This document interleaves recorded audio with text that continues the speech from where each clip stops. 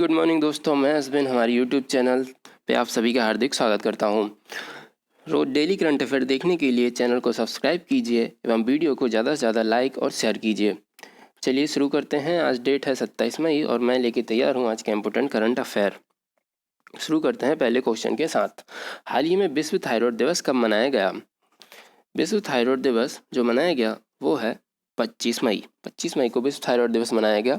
यह दिवस पहली बार 2008 में मनाया गया था, जब अमेरिकन थायराइड एसोसिएशन व यूरोपियन थायराइड एसोसिएशन ने थायराइड के प्रति लोगों को जागरूक करने के लिए यह दिवस पहली बार 25 मई को मनाया था। यह थायराइड डिजीज़ जो है वह पुरुषों की तुलना में महिलाओं को अधिक प्रभावित करती है। बात की जाए थायराइड ग्रंथि के बारे में, थायराइड ग्लैंड जो है वो हमारे गले के निचले हिस्से में पाई जाती है। यह एक बटरफ्लाई के आकार की ग्रंथि होती है जो हमारी श्वास नली के सामने स्थित होती है। इससे कई हार्मोन का स्रावन होता है, जिनमें से मेन हार्मोन है थायरोक्सिन हार्मोन, जिसको T4 भी कहा जाता है। इसका जो कार्य है वो हमारे बॉडी के मेटाबॉलिज्म, ग्रोथ एवं डेवलपमेंट और बॉडी टेम्परेचर को नियंत्रित करना होता है। इसी के साथ बढ़ते हैं हमारे अगले क्वेश्चन की तरफ। अमेरिका ने हाल ही में कोरोना वायरस के बढ़ते प्रकोप की वजह से किस देश के यात्रियों पर रोक लगा दी है? जैसा कि आप सभी मैप में देख सकते हैं, यह देश है ब्राज़ील। बात की जाए ब्राज़ील के बारे में, वर्तमान में कोरोना वायरस से यह काफ़ी अधिक मात्रा में प्रभावित है। यहाँ की जनसंख्या का एक बड़ा हिस्सा कोरोना वायरस की चपेट में आ चुका है, इसलिए यह फैसला लिया गया है। ब्राज़ील की जो राजधानी है वो है ब्राज़ीलिया। यहाँ के 38वें प्रेसिडेंट हैं जाइर बोल्सोनारो। मुद्रा है ब्राज़ीलियन रियाल। ब्राज़ील में एक फेमस नदी बहती है जिसका नाम है अमेज़न रिवर। यह ब्राज़ील के अलावा 4 अन्य देशों में बहती है, पेरू, बोलीविया, कोलंबिया और इक्वाडोर। यह वॉल्यूम के हिसाब से विश्व की सबसे बड़ी नदी है और लंबाई के हिसाब से यह विश्व की दूसरे नंबर की सबसे बड़ी नदी है। अमेज़न रिवर के आसपास अमेज़न रेन फॉरेस्ट उपस्थित है। अमेज़न रेन फॉरेस्ट जो है वह 9 देशों की सीमा में लगते हैं। अमेज़न रेन फॉरेस्ट चर्चा में इसलिए रहे थे क्योंकि 2019 में यह भीषण आग की चपेट में आ गए थे।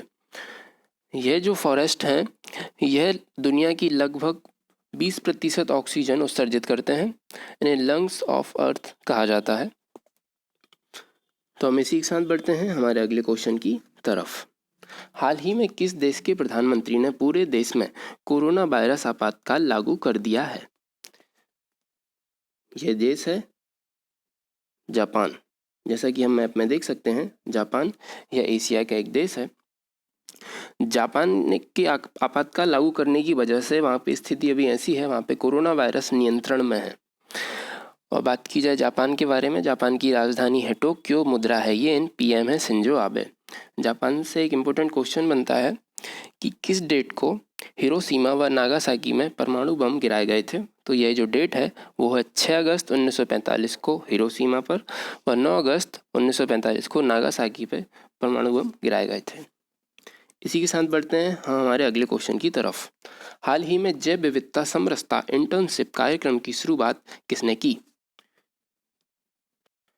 इसकी शुरुआत की हमारे केंद्रीय पर्यावरण, वन और जलवायु परिवर्तन मंत्री प्रकाश जावड़ेकर जी ने। बात की जाए इस कार्यक्रम के बारे में, तो इस कार्यक्रम के अंतर्गत 20 स्नातकोत्तर छात्रों को 1 साल के लिए यह कार्यक्रम कराया जाएगा। बात की जाए जैव विविधता डे के बारे में, जैसा कि हम प्रीवियस वीडियो में देख चुके हैं, 22 मई को जैव विविधता दिवस मनाया गया था। यह दिवस 1993 से हर साल मनाया जा रहा है। इस साल इसकी जो थीम है वो है हमारे समाधान प्रकृति में। बात की जाए अन्य ऑप्शंस के बारे में, अमित शाह हमारे गृह मंत्री हैं। इनकी जो कॉन्स्टिट्यूंसी है वो है गांधीनगर। बात की जाए नितिन गडकरी जी के बारे में, यह हमारे सड़क परिवहन मंत्री व राजमार्ग मंत्री हैं। इनकी जो कॉन्स्टिट्यूंसी है वो है नागपुर। बात की जाए रविशंकर जी के बारे में, यह हमारे वर्तमान में कानून व दूरसंचार मंत्री हैं। इसी के साथ बढ़ते हैं हमारे अगले क्वेश्चन की तरफ। हाल ही में किस भारतीय सेना के द्वारा ब्रीथेबल नवरक्षक PPE किट विकसित किया गया? ब्रीथेबल नवरक्षक PPE किट विकसित किया गया, तो इसका जो राइट आंसर है वो होगा इंडियन नेवी। यह जो किट है यह मेनली स्वास्थ्य कर्मियों के लिए बनाया गया है, क्योंकि जैसा कि हम सभी जानते हैं स्वास्थ्य कर्मियों को 12 से 24 घंटों तक ही अपने चेहरे पे मास्क लगाना पड़ता है। इससे उनको कई समस्याएं होती हैं। तो ये जो पीपीई किट है, यह एक आरामदायक कपड़े से बनाई गई है। यह जो कपड़ा है यह सांस लेने के लिए सक्षम है, और इसकी एक और ख़ास बात है, यह जलवाष्प को बाहर निकलने देता है एवं पानी को अंदर आने से रोकता है। बात की जाए नेवी के बारे में, तो नेवी की जो स्थापना हुई थी वो 5 सितंबर 1612 में हुई थी। वर्तमान में इसके जो चीफ हैं वो एडमिरल करमबीर सिंह हैं। इसी के साथ बढ़ते हैं हम हमारे अगले क्वेश्चन की तरफ। हाल ही में संयुक्त राष्ट्र यूएन सैन्य जेंडर एडवोकेट अवार्ड से सम्मानित होने वाली पहली भारतीय हैं। इनका जो राइट आंसर है वो है सुमन गावनी। सुमन गावनी ये उत्तराखंड से आती हैं। ये पहली भारतीय हैं जिनको यह सम्मान प्राप्त हुआ है। वर्तमान में यह भारतीय सेना की तरफ से दक्षिणी सूडान में सैन्य पर्यवेक्षक के रूप में यूएन के एक मिशन पर तैनात थी। बात की जाए अन्य ऑप्शंस के बारे में, जैसा कि हम सभी जानते हैं अंशुलता कांत पहले यह एसबीआई की एमडी रही थी, वर्तमान में वर्ल्ड बैंक के सीएफओ हैं। बात की जाए प्रीति देसाई जी के बारे में, यह एक ब्रिटिश एक्ट्रेस हैं और यह पहली इंडियन है जिनको टाइटल मिला है मिस ग्रेट ब्रिटेन का, मिस ग्रेट ब्रिटेन का। इसी के साथ बढ़ते हैं हम हमारे अगले क्वेश्चन की तरफ। हाल ही में प्रसिद्ध टेनिस स्टार जेमी हैम्पटन ने संन्यास की घोषणा की है। ये किस देश के हैं? जैसा कि हम मैप पे देख सकते हैं, इनका जो देश है वो है यूएसए, अमेरिका। बात की जाए फेमस टेनिस टूर्नामेंट्स के बारे में, फेमस टेनिस टूर्नामेंट हैं ग्रैंड स्लैम। ग्रैंड स्लैम की जो शुरुआत हुई थी वो 1877 में विंबलडन से हुई थी, और यह जो टूर्नामेंट हैं ये 4 जगह पे होते हैं। बात की जाए जनवरी फरवरी में यह टूर्नामेंट ऑस्ट्रेलिया में होते हैं, यह आप मैप पे देख सकते हैं, और यह ऑस्ट्रेलिया में जो होते हैं वहाँ पे हार्ड कोर्ट में होते हैं। इसके बाद होता है फ्रेंच ओपन। फ्रेंच ओपन मई जून में होते हैं और ये क्ले कोर्ट में होते हैं। उसके बाद विंबलडन जून जुलाई, ये ग्रास कोर्ट में होते हैं। उसके बाद यूएस ओपन होते हैं अगस्त सितंबर में। वर्तमान में जो ऑस्ट्रेलियन ओपन है उसके जो मेल्स में जो ऑस्ट्रेलिया ओपन के जो विनर रहे हैं वो है नोवाक जोकोविच, और जो फीमेल्स में रही हैं वो हैं सोफिया केनिन 2020 ऑस्ट्रेलिया ओपन। इसी के साथ बढ़ते हैं हमारे अगले क्वेश्चन की तरफ। हाल ही में अमेरिका के किस भारतवंशी वैज्ञानिक को इन्वेंटर ऑफ द ईयर पुरस्कार मिला है? इन्वेंटर ऑफ द ईयर,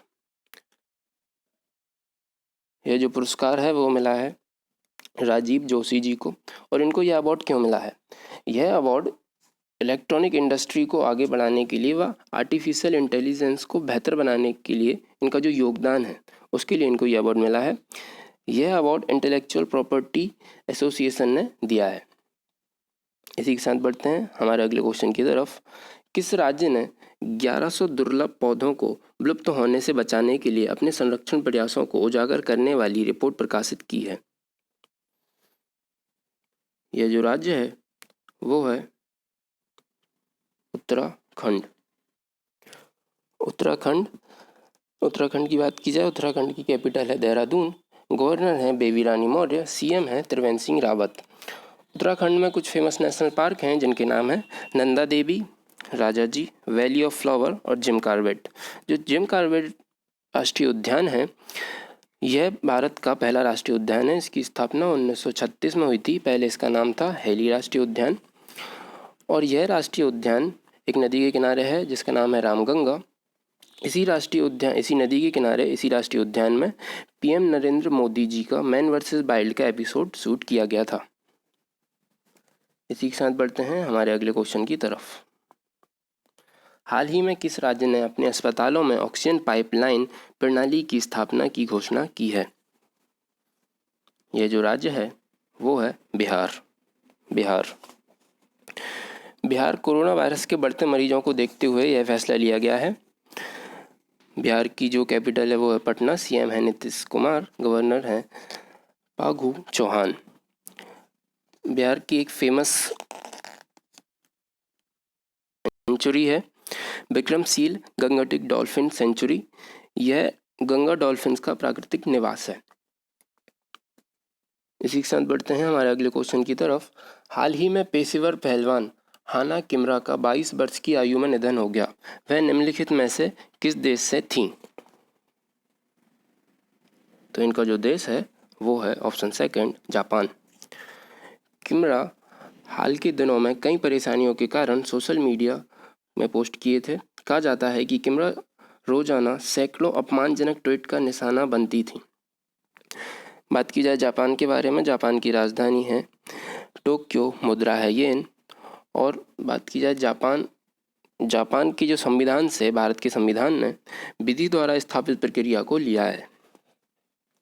इसी के साथ बढ़ते हैं हमारे अगले क्वेश्चन की तरफ। हाल ही में इंडियन डिस्प्यूट रिजोल्यूशन सेंटर का उद्घाटन किसने किया? इंडियन डिस्प्यूट रिजोल्यूशन सेंटर का ये जो उद्घाटन है वो किया है justice S.K. Sikri. Justice A.K. Sikri. Indian dispute resolution centre ये provide a complete paperless dispute resolution. और जो जस्टिस A.K. सिकरी हैं ये रिटायर्ड सुप्रीम कोर्ट जज हैं। वर्तमान में यह जज हैं सिंगापुर इंटरनेशनल कॉमर्शियल कोर्ट के। बात की जाए ऑप्शंस के बारे में, रामनाथ कोविंद, जैसा कि हम सभी जानते हैं, यह वर्तमान में हमारे राष्ट्रपति जी हैं। नरेंद्र मोदी जी यह वर्तमान में हमारे प्रधानमंत्री जी हैं। चीफ जस्टिस शरद अरविंद बोबड़े यह वर्तमान में सुप्रीम कोर्ट के चीफ जस्टिस हैं 47वें नंबर के। चलिए इसी के साथ आज का वीडियो ख़त्म करते हैं। अगर आपको वीडियो पसंद आए इसको ज़्यादा से ज़्यादा लाइक कीजिए, शेयर कीजिए और चैनल को सब्सक्राइब कीजिए। कल फिर मिलते हैं। जय हिंद दोस्तों।